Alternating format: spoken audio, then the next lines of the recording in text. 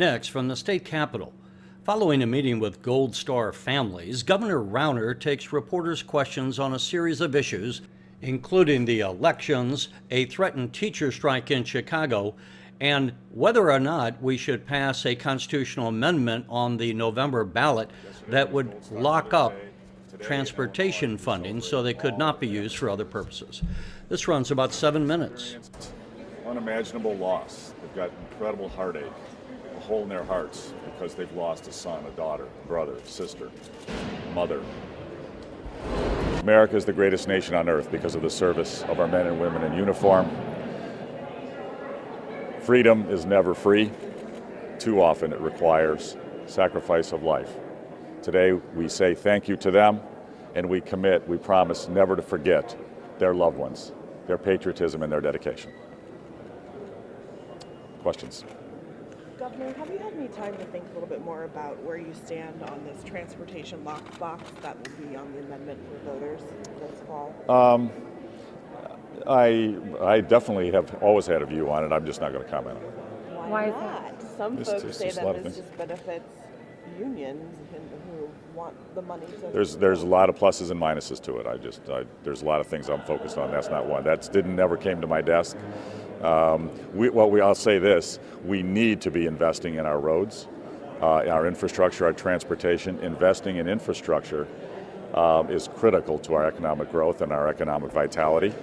And I am strongly committed to putting more money into our transportation infrastructure in the future. Some would say concerns it could tie your hands in budget making down the road when you might need a little more flexibility. That's why there are pros and cons to it. So that's, at this point, it's in front of the voters, and let's let the voters decide. Are you going to watch the debate tonight, and where, and who are you going to root for? I'm not commenting today on politics. So you won't even say if you're going to watch the biggest event in the country? You don't care about it? I'm not commenting on politics. As the leader of the Republican Party. How do you expect us to believe that? I said I'm not commenting on politics. I hope you can believe that. I'm not doing it. How can we believe that you have no preference for president? Because you're the leader of the Republican Party, as you have said. Why not take a stand and show people some leadership? As I've said, I'm not commenting on politics today. Governor, it appears that the Chicago Teachers Union has approved strike authorization. Would you take on that latest back and forth? It would be a tragedy for the children, the families, the taxpayers of Chicago if the teachers union struck. Have you been briefed, has your office been briefed on the Champaign situation with the shootings? And can you assure people, and how can you assure people they can send their kids to school and they'll be safe? Unfortunately, violence is plaguing so many communities. Actually, there's no community that's immune from the violence that's going on across Illinois and across America. We're doing everything we can with our state police and our coordination with law enforcement, both federal and local, to do everything we can to keep people safe. But these tragic cases of violence are just all too common, unfortunately. Governor, I spoke with a Democratic legislator that said, in fact, violence, there's a way to point back to it, and that is the budget impasse, that money wasn't funding after-school programs, all sorts of things that keep kids out of trouble, and there's a direct link between an upsurge in violence and Illinois' budget situation. I think that's absolutely false. I think that's just political spin. We've had long-term problems, long-term issues of violence, gang activity, drug distribution, fights, turf wars. This is not a very recent thing. The one thing I can tell you for sure is we in Illinois need to do far more on two fronts to help reduce the violence. Violence caused by gangs and drug battles directly related to lack of opportunity. Directly related to lack of opportunity. We in Illinois have not invested properly, effectively in our schools. We have inadequate schools in too many communities, number one. That takes away opportunity to be well educated and well trained for careers for our young people. And number two, we have not created economic opportunity for all the people of Illinois. We have one of the highest unemployment rates in America. We have one of the lowest rates of economic growth in America. We have falling family incomes.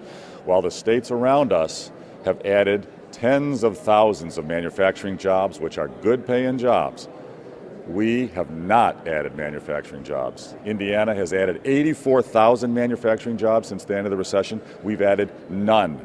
Let me be clear, the number one problem we have for the long term, whether it comes to violence or poverty or low incomes or anything else, is lack of economic opportunity, and that comes from lack of being competitive here in Illinois. We have got to make Illinois competitive to attract more jobs and more economic growth. What about the Chicago mayor's two asks? There's legislation that he says Springfield needs to pass to help Chicago with its violence issues.